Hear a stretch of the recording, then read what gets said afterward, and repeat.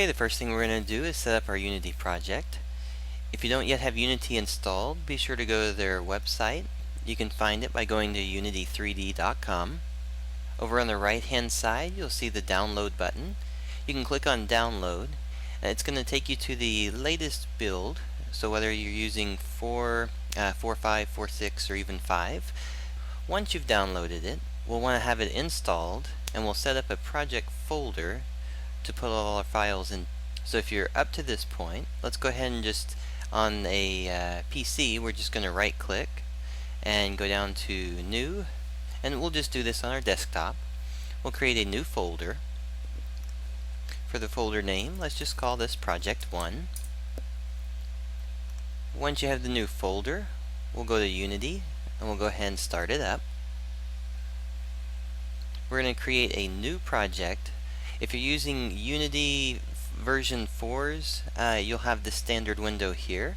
If you're using Unity 5 and up, you're going to have a different looking window. The same thing that we want to do for both, though, is create a new project. We're going to go to our browse to navigate. We'll just go to our desktop where our folder's set up for, and we called it project 1. Once we have our folder selected, we'll just do select folder. This is going to start up Unity. It's going to create the package for us once we click on create. Now that we have our project set up, what we want to do next is set up our windows so we're all working in the same environment. So let's go ahead and go over to our layout. If it's the first time you've run Unity, you probably have a layout that looks similar to this.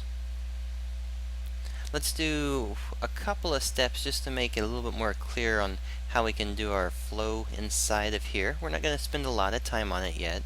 First thing to do, though, is take projects. So if you go to the lower left hand side, you'll see a tab called project. If you click on the tab, left click and drag, you'll notice that you can actually click and move the panel around. I'm going to move the panel all the way to the left hand side over there. I'm also going to, on the project, I'm going to right click on the tab and do one column layout. The hierarchy, I'm going to left click and drag on the tab for the hierarchy. Let's move it over to the right hand side. Once we have that one, we'll do our console. We're going to place our console in the center right there. So just going to move it up to here. And then let's give ourselves as much room in the scene as we can. So we'll do something similar to this. And then we'll even take our console down a little bit lower until we start doing programming and we need to actually use it a little bit more often. So the basic idea is that you'll have your project right here, which is going to be all of our files we'll use for our game. And then we'll have our working scene with the inspector and the hierarchy over on this side. And then at the moment, we'll just switch back and forth between our scene and our game.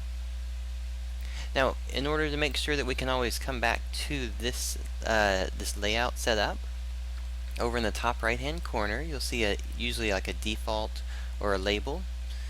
All the way down at the bottom, you'll see Save Layout. Go ahead and click on Save Layout. I'm going to call mine Walker Wide. Actually, yeah, we'll call it Wide Layout.